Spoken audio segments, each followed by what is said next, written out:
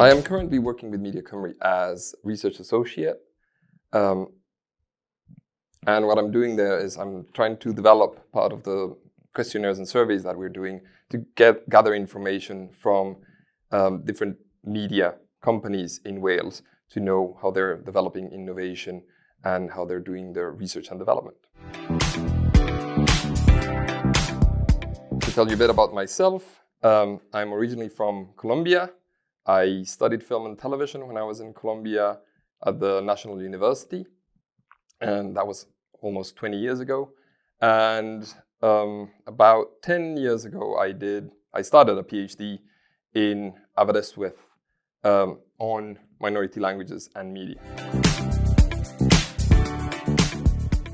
Recently, I published a book called The Travel of Cultural and Media Products, Cultural Translation. And the book is about how can we prepare cultural products that travel the world, that go from one culture to another culture, that can go over cultural borders. And there are many issues that come in between. But some of the most important ones are to think about how our product can have, at the same time, a local flavor, but a universal meaning. And that's an important thing to have in those products. It means it's not so specific that people would not understand it when the product travels elsewhere, but it's also not so general that people have no interest in it. So finding that balance, it's a very tricky thing, but it's something that we can do. We can try to understand what is universal and how can we tell stories that are universal, for instance, or address issues that are universal. Think about climate change, for instance. And then at the same time, find something very local that is interesting, that is unique, that it's exotic or attractive, and that can bring people in. And finding that balance between something that is new, because it's local and it's valuable locally, and something that it's universal, it's the key to having products travel the world. Well, the main thing is not to dump too many things at once. So I think the language is interesting, the landscape, the history, the castles, any of those things separately is enough to work as a universal concept, because it would be attractive enough, and that's something unique, something that only Wales has the way that I mean, in the world. So it's important to highlight the things that are unique to the country, but at the same time not to overburden with so many difficult things or so many complex issues like political plots or very, very ingrained history that most people would not know. General things that can be applied elsewhere but are very important locally are the best things. So, for instance, I could think of miners' strike. So there's mines all over the world. So people relate to that situation, to the history of the mines or miners striking because of their livelihood. That is universal. That could be understood everywhere. But the specificities of the mining communities in Wales are what would be interesting, because we understand miners are miners everywhere, but the specificities of the Welsh miners would be interesting. Now, that would work fantastically. But if you mix that with many other issues at the same time, that would not be understandable. That would be just too difficult and too complex for people to get through it. So what I would recommend is not to put too many different local elements, but just focus on one, and one that could be specifically relevant, but at the same time universally understood. So one of the situations which I can think that Wales has been successful at doing that has been through their video games.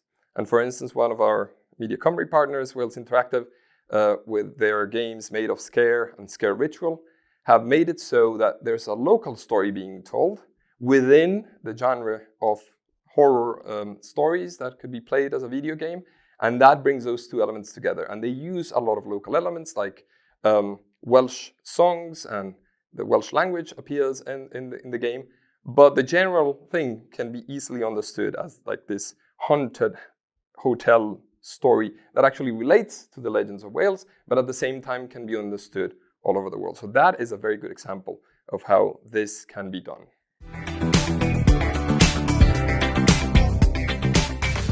When I was in Aberystwyth, I thought that it was very important to learn a bit of Welsh. So although my PhD was done in English, I started learning Welsh as an adult in 2008, I think. And even though I improved little by little. I still don't consider myself a fluent Welsh speaker, but I keep on trying and I keep on learning the language. My wife often says to me that I speak Martian language. That's how she describes when I speak Welsh. My dad has always said that I pick up the weirdest languages to learn, and that's just the way that I am, that I try to learn things that are very different. And he always wonders what's the use of a language that is so small. And I always tell him that every language is a key to a culture, and that's why every language is important. I remember that I wanted to learn Welsh because I thought that was the only way that I could really understand the Celtic culture of Wales. That was the main thing that I thought about when I moved to Wales, and I realized language is such a strong part of the life in Wales, because the language is so poetic, and the way people use it, it has a very nice rhythm and sound to it. One of the most attractive things I find is a sound, which I have not heard in other languages. And I really like words that start with the sound of. So I like words like llanelli or llanast or llosgi, and especially I like the word llongyfarchiadau.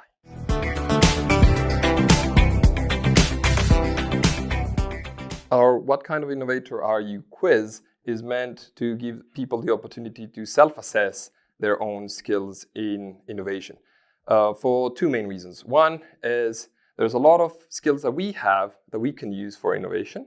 And the second reason is because we really know what our skills are, what our strengths are, then we could also know how to balance them and how to either improve our skills or develop skills with other people, working together with other people to help us develop our innovation ideas. Because we tend to think that innovation is a one-person game, but it isn't. It usually is through collaboration as well. Well, it's very hard to describe the different ways in which innovation can take place. It could be either through developing new ways of telling stories, adjusting things to different formats that we use nowadays.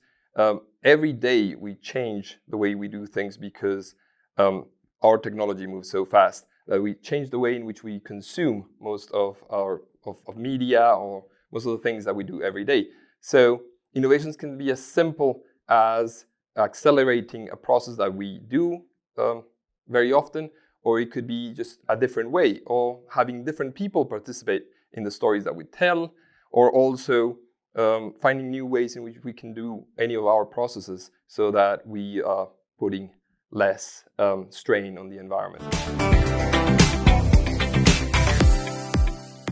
I think there's a confusion about innovation because people think that it is just basically doing the same thing over and over again. And that's exactly the opposite of innovation. From innovation, what we try to do is either to leap forward, because we're trying to skip a certain set of paces, or we're trying to approach things in a different way, in a way that we haven't done before. And that's why when we think about innovation, it also includes different types of stories that we tell, because we might be telling the same story over and over again, or we might be using the same structure over and over again. And the way that we communicate nowadays is so different that it might be that we try to skip or to relearn all the things that we used to do. And an example that I usually bring up is with the editing of news. And sometimes when you think about it, there was a classical way in which we would edit news and we would watch them on television. And that was because times were set, we were standing in front of the TV, and that's how it worked. However, someone did something that was considered to be unacceptable, that was cutting it very short and then skipping between bits and then putting it up. And doing something that people said you shouldn't do, that it's don't do it horizontally, let's do it vertically, because that's how people consume nowadays their information through their phones. So by doing those two things, doing it vertically and doing it chopped up really quickly, that's how people consume things now. And that was an innovation that people did not expect, and that's an innovation in the way that we tell our stories, rather than in the development of technology, which is what most people think about innovation. The main thing that we're hoping the quiz will allow people to do is to understand and realize what are their own skills, how they can apply those skills for innovation, and also notice what are their strengths and weaknesses, and maybe they can develop their weaknesses by either working together with other people or by participating in training that might help them develop those skills. And at Media Cymru, we're trying to always provide ways in which people can develop those skills and also get to know other people who are engaging with innovation as well, so that they can bring those ideas forward.